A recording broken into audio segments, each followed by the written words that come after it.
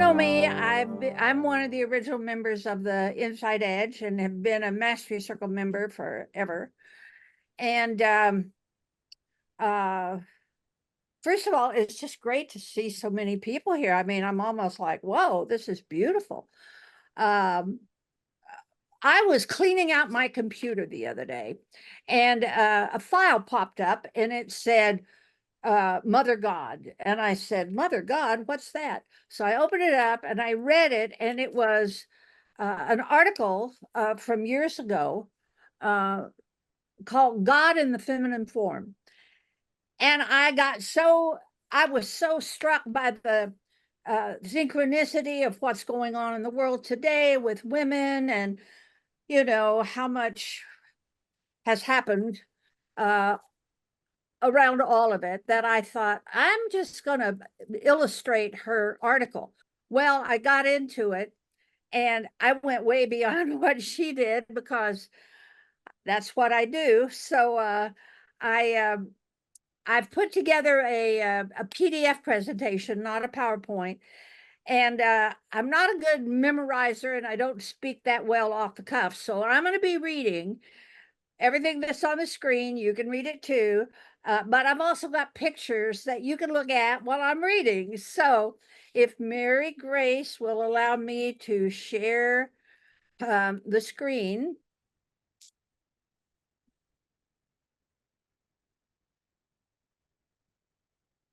Hold on, there she is.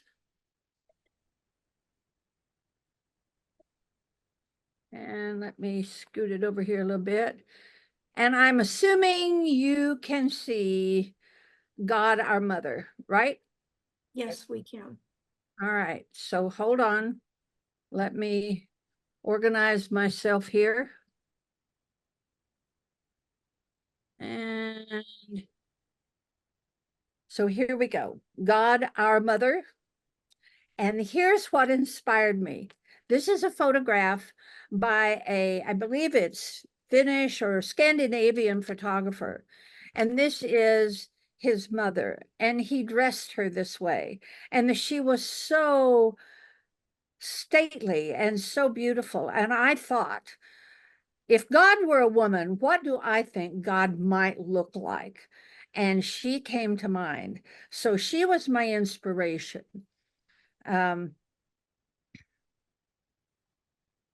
So why is God male? Well, Western culture is deeply tied to empire types of Christianity. Christian metaphors for God have been mired for centuries in tradition, sexism, and power. Our texts and traditions have named and imagined divinity as he so often and for so long that most of us think God is actually masculine and male.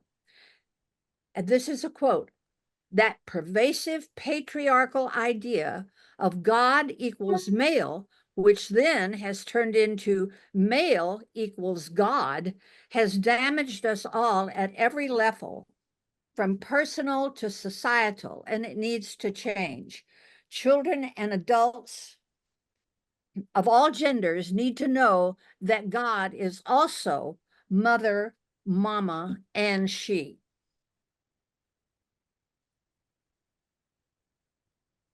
In the beginning, oh shoot, hold on, my phone is screwing up.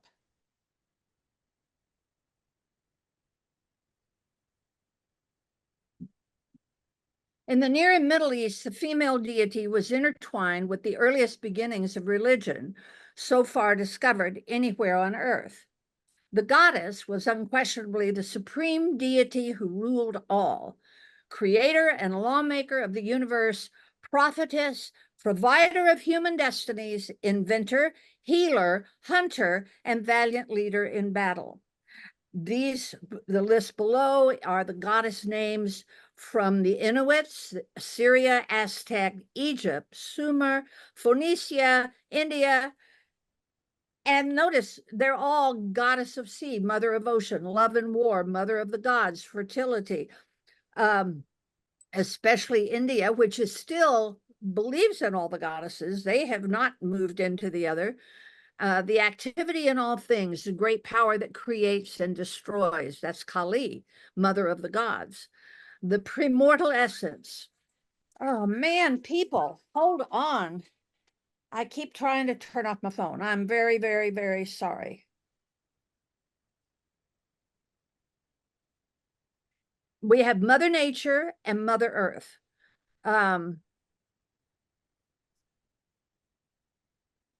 Now, hopefully my phone is done.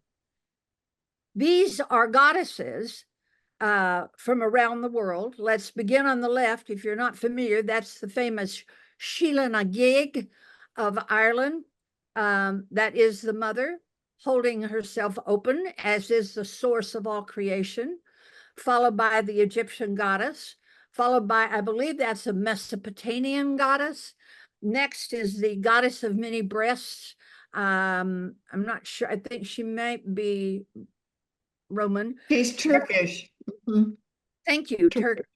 The next one is from the Atalanta Fujian, which was written in the 15th century, which is the earth as mother nursing. Down below is El Shaddai, which is a Hebrew goddess. Next one, I can't remember where, but she's particularly fabulous, I think. The next one is South American. And finally, we have the great Kali. These are all considered by all of humanity to be creators of the universe, bearers of the children, providers of the culture, valiant warriors, wise counselors. These goddesses were anything but an afterthought. These were the women that the world turned to. All hail the king. When women rise to prominence, misogyny often ensues. By 1500 BC, goddess worshipping civilizations had mostly fallen from grace. The dominant masculine religions and patrilineal customs brought to Europe by invading Indo-Europeans seriously upset the state of play. At the dawn of Western civilization, 25,000 years of the goddess's bountiful creativity were obliterated. Creation myths were rewritten, symbols of goddess worship were denigrated, and the ancient belief in the goddess as the ground of being, the universe from which all emerged, was overturned. As Judaism, Christianity, and Islam evolved in the Middle East and Europe, the monotheistic religions began to cement the worship of a new, exclusively male order: God, king, priest, father. These new theologies placed the goddess in a subordinate status, with a man as her dominant husband or even her murderer. Goddess worship became the victim of centuries of continual persecution and suppression by the advocates of the newer religions, which hailed male deities as supreme. The erasure of female deities meant the status of women around the world declined.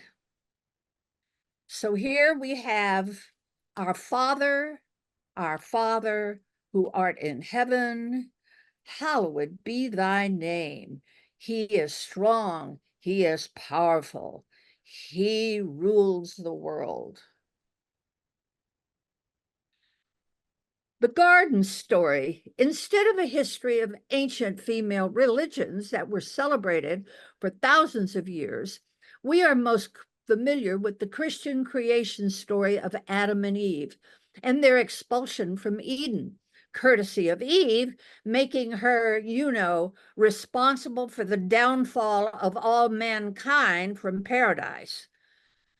As for the supreme female deity, the Old Testament doesn't even have a word for goddess. In the Bible, the goddess is referred to as Elohim, in the masculine gender, translated as God. But the Quran made it very clear. It read, Allah will not tolerate adultery.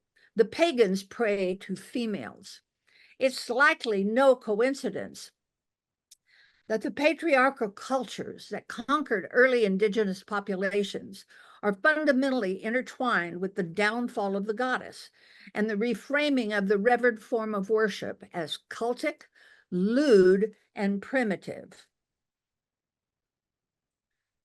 The Bible, God our Mother, is not a new concept. For those who need biblical affirmation that God is also our loving mother, there are abundant sculptural references to the maternal, feminine aspects of divinity, and here are just a few. I'm not going to read these, but for example, Genesis, first chapter of first book, women and men created in God's image. Hosea, God described as a mother. Again, God described as a mother bear. Again, God described as a mother eagle. Again, the God who gives birth. Again, God as a comforting mother. God compared to a nursing mother. God as a woman in labor. God as a mother. God compared to a woman. God as a mother hen. God is a woman looking for her lost coin. That's my favorite. I'm going to read that one. Jesus said, or what woman, having 10 silver coins, if she loses one of them, does not light a lamp, sweep the house, and search carefully until she finds it? When she has found it, she calls together her friends and neighbors, saying, rejoice with me, for I have found the coin that I had lost. Just so I tell you, there is joy in the presence of angels of God over one sinner who repents. I think that beautifully describes how women enjoy one another's company. I will clean the house and I will find what I have lost and I will call my friends and we will be happy. And there's more. And this is the Spirit of God resides within the children of Israel. Israel and the tabernacle in the wilderness is called Shekinah. I believe that's how it's pronounced. She who dwells, she is feminine. The Greek word for God's wisdom or spirit is Sophia. Many early Christians spoke of the Holy Spirit as feminine, as our mother. In other words, Father, Son, and Holy Spirit was actually bringing in the feminine aspect. The Hebrew word for compassion is rekim. The same root word is womb. So we read of God's compassion, compassionate love. It is actually God's womb love. And wisdom is the main character in the book of Proverbs and is clearly a feminine persona who is said to have been at the creation of the world. Many scholars believe wisdom is the name of the Holy Spirit, once again. In Syriac Christianity, one of the very early communities of Jesus followers, the Spirit is depicted as a mother bird. This connects with the hovering, pulsing presence of the Spirit as depicted in Genesis. Now, this is my favorite. There's a Catholic catechism specifically states that God is neither man nor woman. He is God. And that's why I put a picture of Eddie Izzard, who is a man who is a woman. I love that man. I think he's brilliant, on the order of George Carlin. Okay. But what did Jesus say? WWJD. What would Jesus do? One of the biggest pushbacks for calling God mother is the argument that Jesus prayed to God as a father. So doesn't that mean God is masculine? But Jesus's reference to God as a father isn't meant to be a physical or biological description. It is Jesus's metaphor, and for his time, a radically intimate metaphor. For many, a father metaphor is a comforting. For others, it's not. The father image is just one of the many metaphors and symbols we have for God. But over time, this one paternal metaphor has become the only valid one for most people. In actuality, the Gospels show Jesus using rich and varied metaphors for God, but these were minimized as church tradition and doctrine got more cemented and masculine. Only the male parent became the lasting one, and that was likely a political choice. Now, down below, I have the Jesus that most people believe is this very sweet white guy. Next is, I think it's an AI like Jesus as a hot guy. And then third is what they really think Jesus looked like.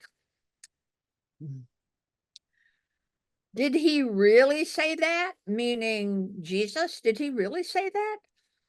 An example is the frequency that Jesus uses Abba or Father goes up dramatically as the chronological dates of the gospel texts go on.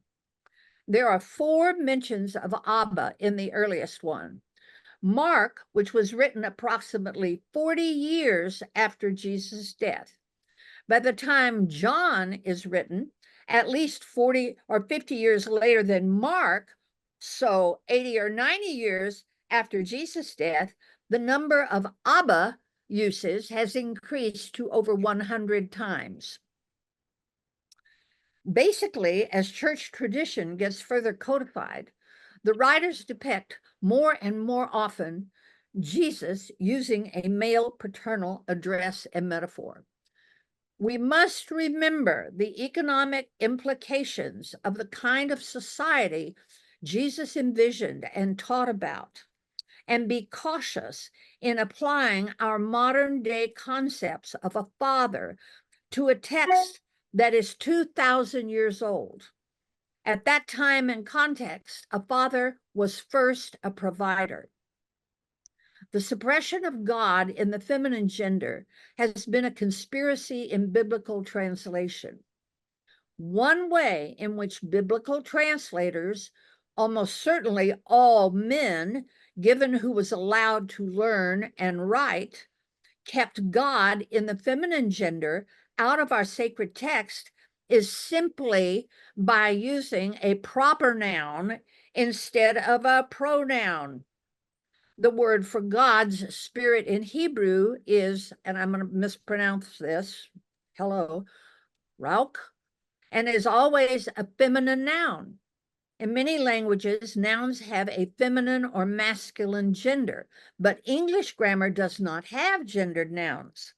Centuries of all male translation left out the feminine from the language about God by simply removing pronouns. And here I thought I would give homage to the many learned men who gathered and decided what we all need to know and do. Not all that different than today, I might add.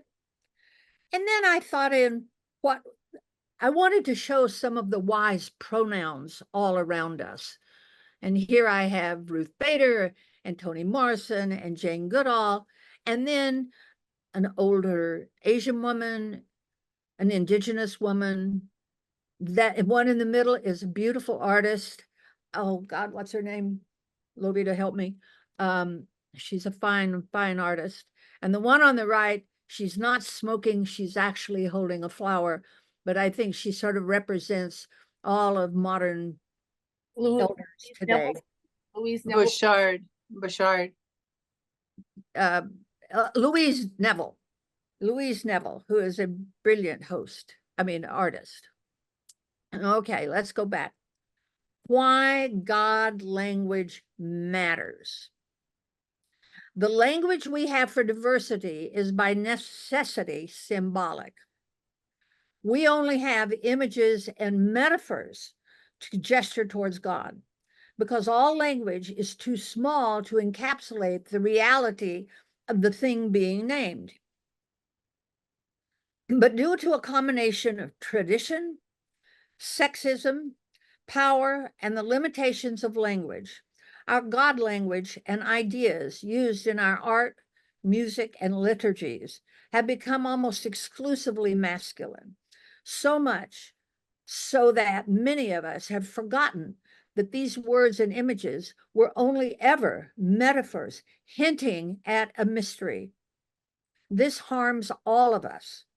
Again, the problem right now is that our texts and traditions have named and imagined divinity as he for so often, for so long, that we generally think God is a male. This has enormous implications for how children of all genders grow up imagining their essence as part of the image of God.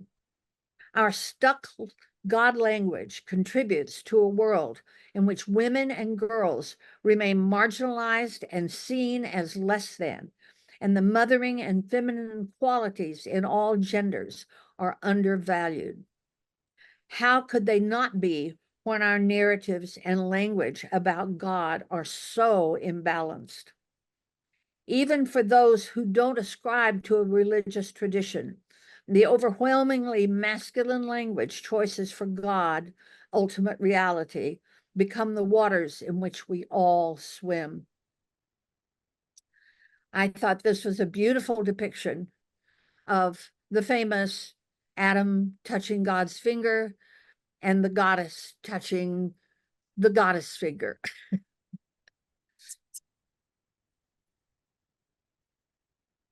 God is our mother. Our God language matters because it is how we all conceptualize that which we all hold as ideal. Our world remains sexist in no small part to the predominantly masculine words and images ascribed to divinity. This is why we need books and art, music and liturgies with an explicitly feminine God. Until God can be pictured, imagined, preached, taught, and honored as mother and as she, we will be leaving out a crucial aspect of the divine, limiting the holy mystery and contributing to a society in which women and girls are seen as less than. Julianne of Norwich, a 14th century female theologian and saint, wrote in the 14th century, "As truly as God is our father, so truly God is our mother." And in the 20th century, Pope John Paul I echoed her when he said, "God is our father, even more God is our mother." Feminine God language is liberating for us all. And here is an image I found of a potential, if we look to God, could we look to God the Mother? Now here to the right is an interpretation of a Bible scripture with feminine language, and I shall read it. If you would close your eyes and imagine this prayer. I have a maker. She formed my heart. Before even time began, my life was in her hand. She knows my name. She knows my every thought. She sees each tear that falls, and she hears me when I call.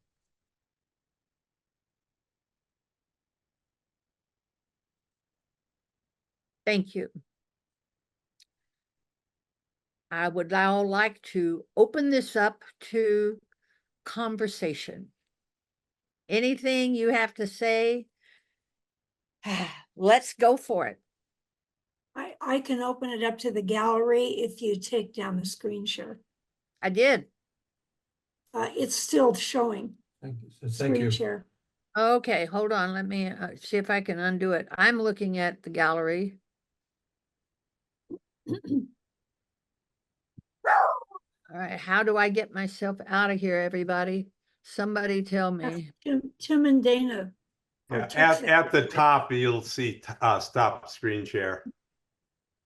Well, I have it at the bottom. Well, that's fine. Just stop screen share. And I'm trying, but it's not doing it. Let me see if I can do it as host. I don't see the stop screen share with this open. Stop it. I found it. I found it.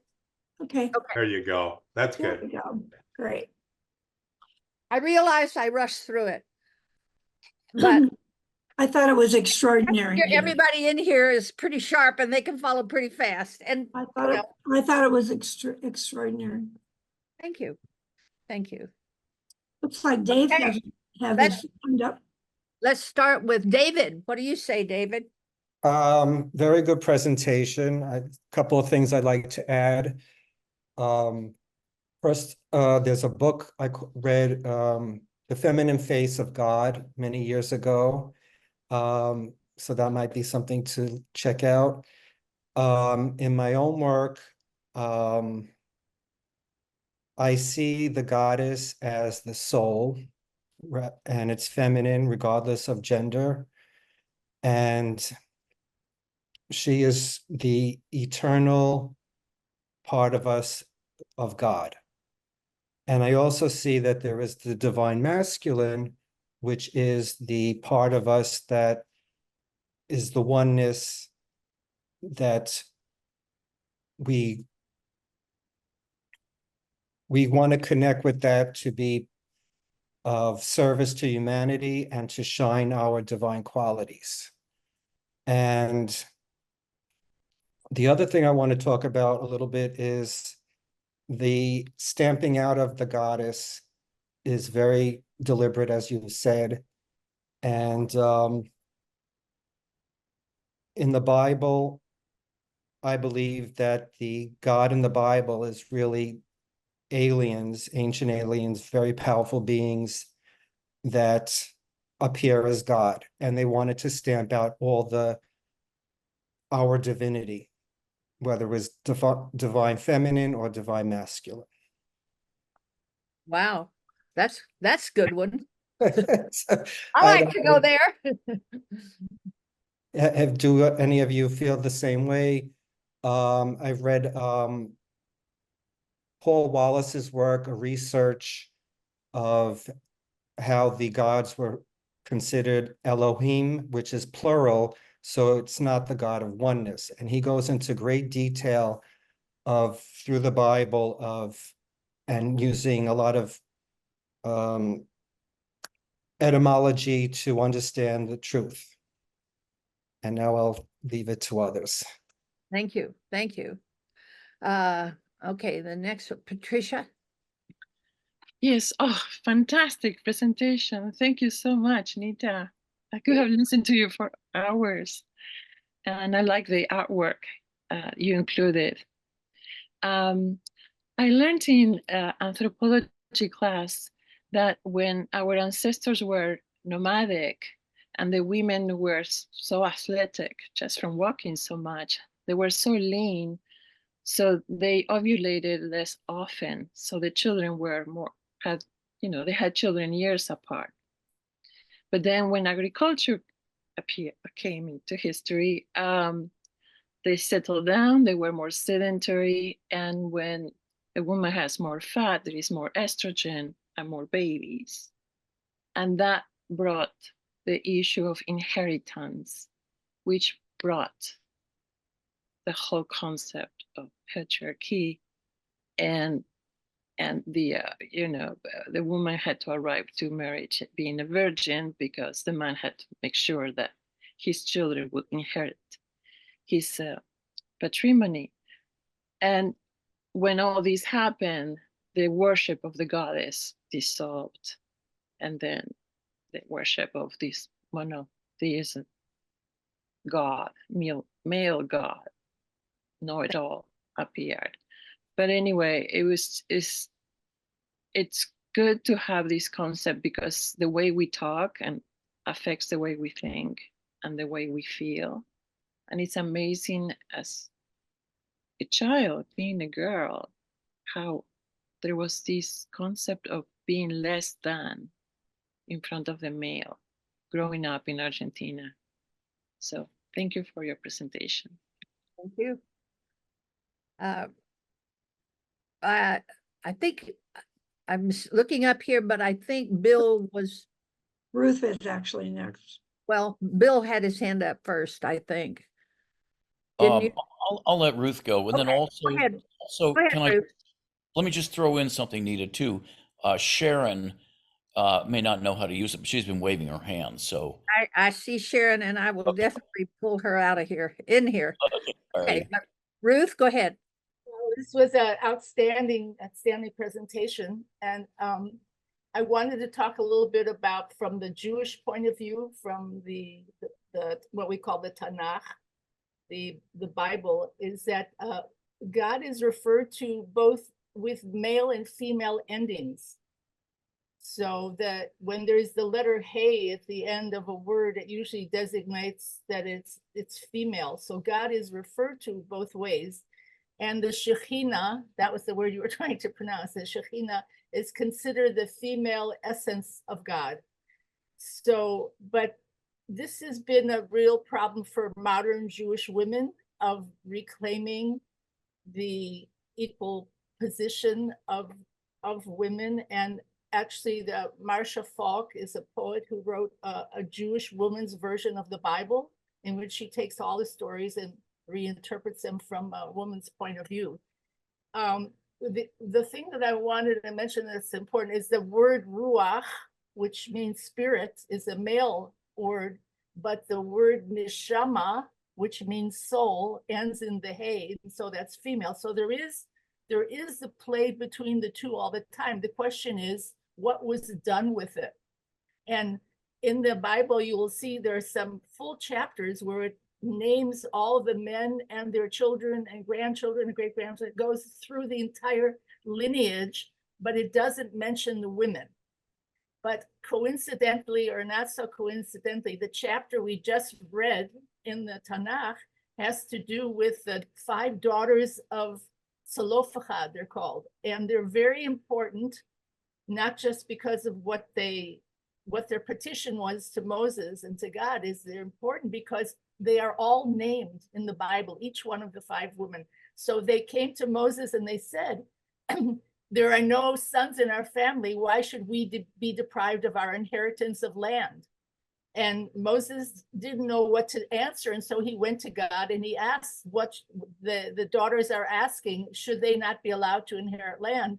And God said, yes, they are speaking truth. And so that was entered into the Bible. And so now the idea is that these women helped write the Bible, even though for hundreds of pages, there's no, there are some stars in the Bible, Rachel, Sarah, Rebecca, et cetera, but basically it has been centered around the men's names. And so there are now, I believe there are more female rabbis and male rabbis in the United States from the conservative and reform movement.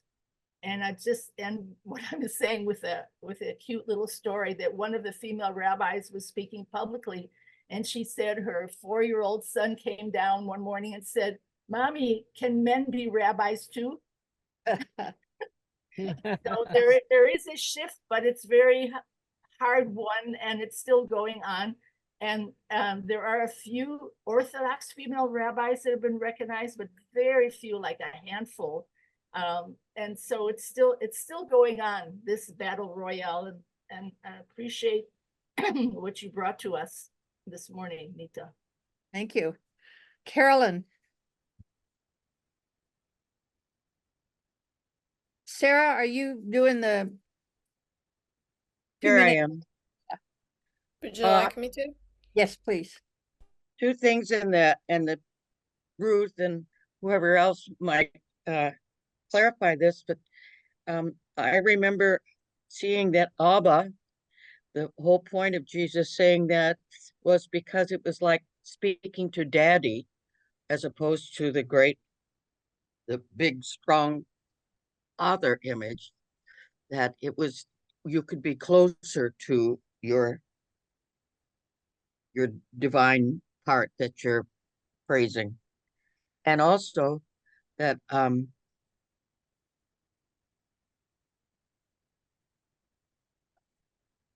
if it's Elohim and that's plural, then well, there were several other gods. I mean, the whole idea was the Abrahamic religions was monotheistic, but here Elohim is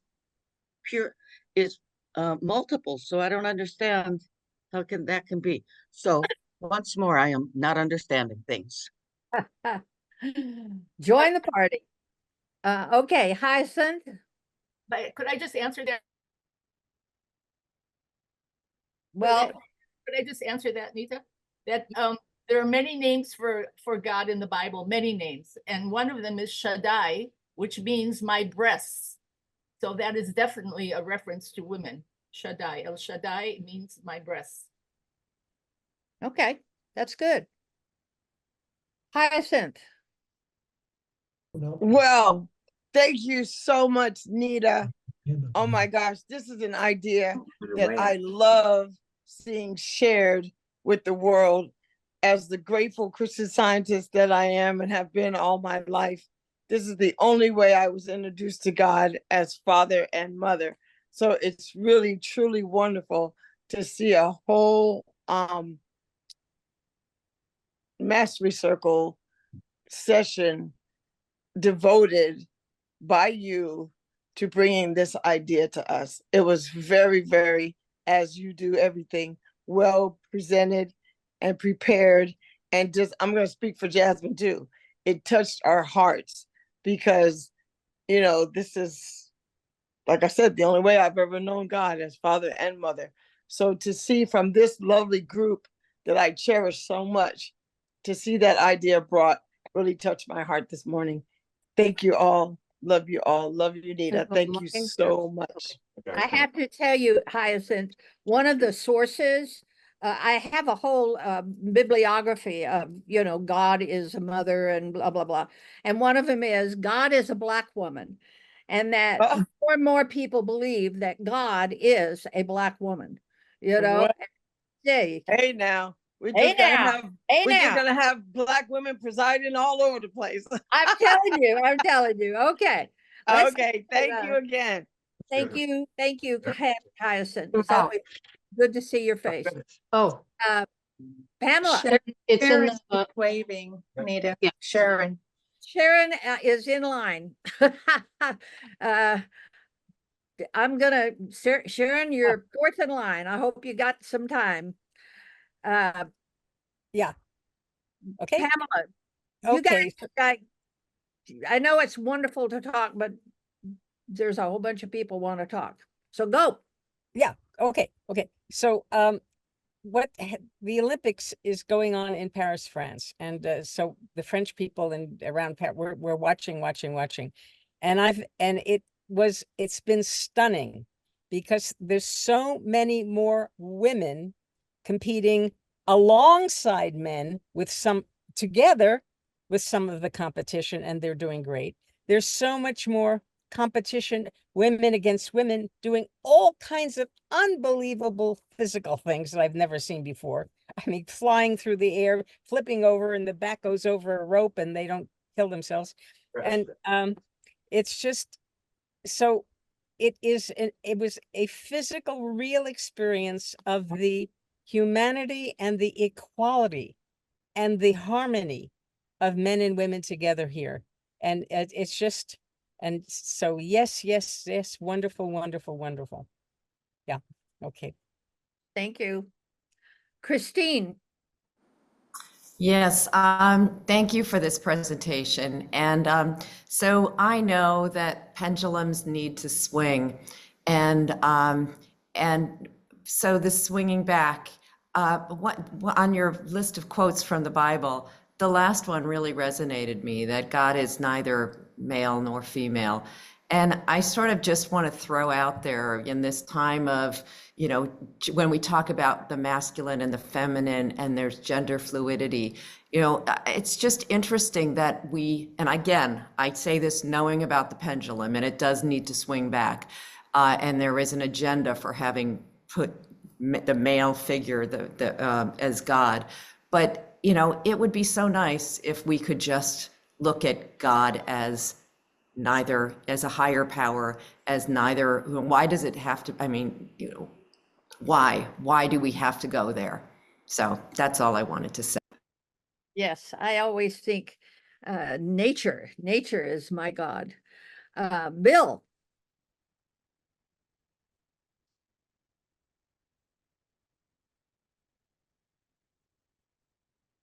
Are you there? Hey, Bill. Where am I? Yeah, you're good. Sorry, I muted there. Yeah, great presentation.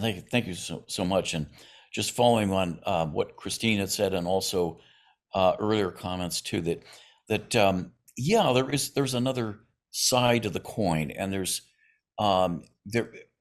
it's people who have for millennia been in charge. I'm talking about men, just sort of accept that that's the way it's supposed to be, and anything that kind of disrupts that is threatening. And the weaker the man is, the more threatened he is. So I just wanted to, just so I enjoy hearing this, and it's also interesting for me to observe some of the reactions that there might be, ways to put it down. Oh, that's sinful, that's sick, that's blah blah blah blah, but it's I think this is so healthy, and it's just kind of rearranging, certainly speaking for myself, my head in a good way, and it needs to happen. So thank you very much. Thank you, Bill. Thomas? Mr. Griggs in Yeah, Seattle. thank you. I'm aware there's a lot of conversation about the cultural level aspect of this, the influence of language and symbols and art and myth and all that. That's certainly important. In the midst of that, I found myself with a political image in my mind. And it's a picture I saw the other day of white men in the US Senate believing Clarence Thomas during the hearings and not believing Anita Hill. So that was one thing. That's the political aspect of this, how it plays out. I was aware of that. And the second thing is, when I checked into my body, I could feel a group of men, like the senators, for example, around me in this conversation. I noticed that I felt more comfortable, more relaxed, and I felt protected. I had an advantage and a privilege viscerally when God is said to be male. I could feel the privilege in me, literally in my body, I could feel it. And when the conversation turns to God being female, I could feel a sense of vulnerability in me as a man in a group of other men. So the comment was just made about men being fearful that Bill made. I was feeling that in my body.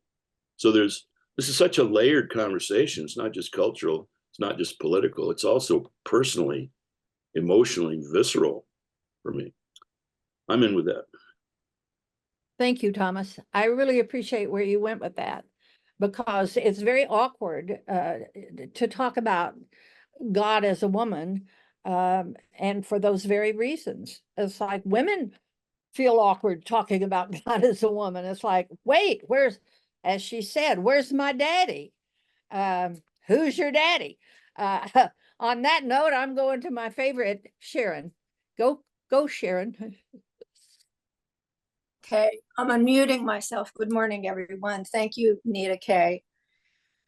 Over the last, I would say 25 to 30 years, I have spent, I think I've spent a lot of time working on myself and trying to find the strength and the power within. And I have realized that, and I have found great peace in knowing that God lies within me, that I am God, that I have a God energy that will protect me, that will take care of me, and I don't have to give away my power to a being wherever or whoever or whatever it is that God energy allows me to love myself. And loving myself is the most important thing to my healing. And I think that I have grown a lot in terms of realizing that the God does lie within me, and there is no God, male or female. I have to pull it back in and own myself and love myself, the same kind of power that I would give to God. And I think that if people loved themselves more and didn't give away their power in so many different ways, we wouldn't be in the shit show that we're in now. So that's where I stand. I'm sorry, I have a problem with my voice these days. But I am grateful that that I have found and understand for me what brings me great peace. And I don't know, and I don't expect anyone else to, that I have owned God within me, and I feel incredibly power as a result of that. Nina, you have 10 minutes. Okay, real quick, I want to talk to Sharon on that. I agree with you. I think that's really the ultimate goal, is to move beyond the images. One of the things that I thought of, and I didn't put in the presentation, is being a great believer in reincarnation. We have all been men, and we have all been women, and we're going to be on the big side, we're going to be on the little side. And so when you're in your manness and you're an asshole, you can be guaranteed that eventually you're going to be in your womanness and somebody's going to kick you in the face. So, you might want to think about that in terms of coming back. Okay, I'm sorry, Mary Grace.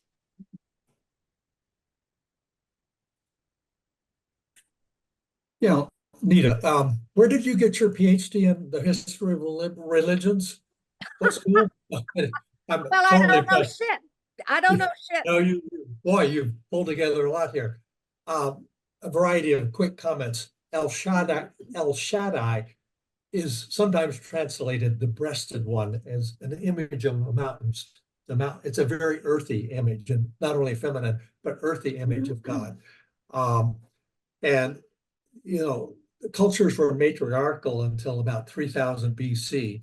And then with the Hebrew evolution and into Christianity, culture becomes very patriarchal. And Carl Jung believed that Christianity was responsible for the patriarchy, and wanted to move toward an androgynous image of God, where the feminine and the masculine were balanced. And the other thing I would say is that I happened to be looking up the other day how frequently the word Father was used in the Old Testament for God, and it's very infrequent. There are 4 or 5 verses where it's used, but in the New Testament is where the Father comes in, with Jesus referring to God as his Father. So yeah, anyway, I guess that's it. I'm trying to do it quickly. Okay.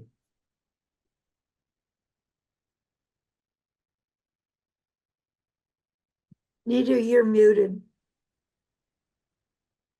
Can I speak? Who said, can I speak?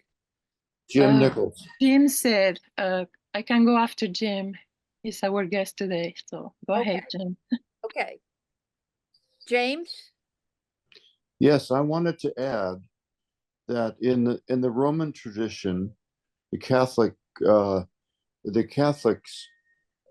I've seen the rise of Mary as a very powerful force within the concept of the Trinity, so that she's become the fourth, in the sense that she has as much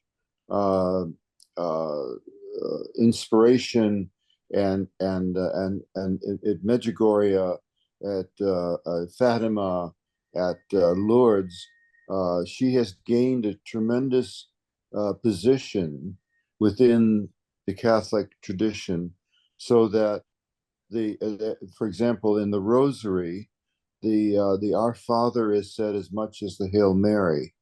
So it is a combination, and within Catholic spirituality, so that there's this sense of her as having a ministry, and when Jesus at the cross said to John, his beloved disciple, "Behold thy mother," he said this to the world, "Behold thy mother."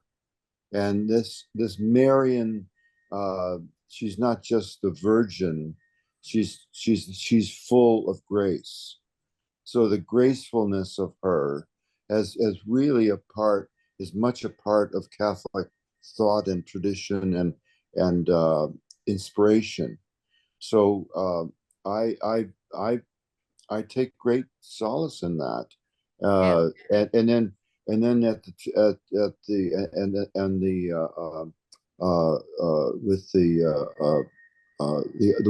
those women at the cross, he was very much he had women followers, and so there was a great emphasis upon women, and also in the miracles, the women who have been there. So so the feminine has been present throughout the New Testament.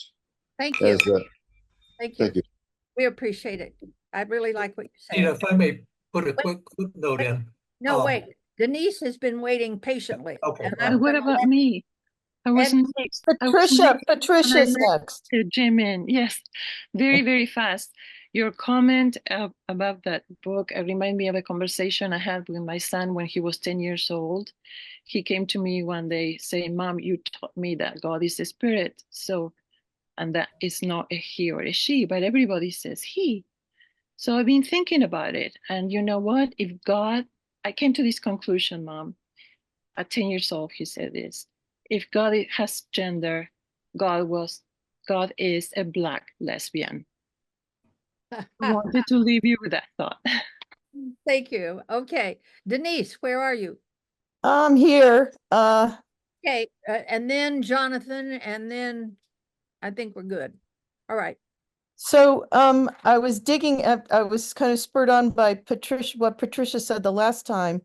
I also studied anthropology and digging back into my memory of how when we started out as hunter-gatherers and we followed in the winters we went down to the lower grounds where it was warmer and whatever, and then in the summers we went up to higher ground to follow where the bison were or whatever. We were responding to nature and following nature, and a lot of the religions that kind of, or whatever beliefs that came out of that were polytheistic. There were the gods of the water, the gods of the skies, the gods of the hearth, all these different gods.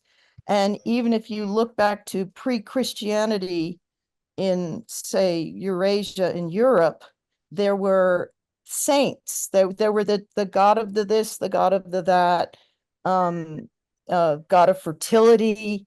And then when we discovered we started to control nature, and then institutions grew out of this, then in Christianity, at least, those different gods were named as saints. So it was one way of making sure that people went along with the new way, was to take the familiar goddesses or gods of the whatever, goddesses of the whatever, and calling them saints. And even like the idea of Christmas, and we all have Christmas trees. Well, that was like a Germanic kind of a celebration of the winter solstice. And suddenly, now Christ, who was supposedly born in the summertime, was born at Christmas time. And it was a way of getting everybody to follow suit in these new institutions. Thank you, Denise. I'm sorry, we have to. Okay, sorry. It was good information. Jonathan. You have 2 minutes. You have 2 minutes. I have a spiritual name, Devidas, given to me by Amma, servant of the Divine Mother. Say it again. What's your name again? Devidas. Davida. All right. Thank you. I can see you there. All right. Thank you all. I think this is what Mastery Circle is best at. Just like, let's get in there and let's mix it up. So back to Linda, and thank you all very much.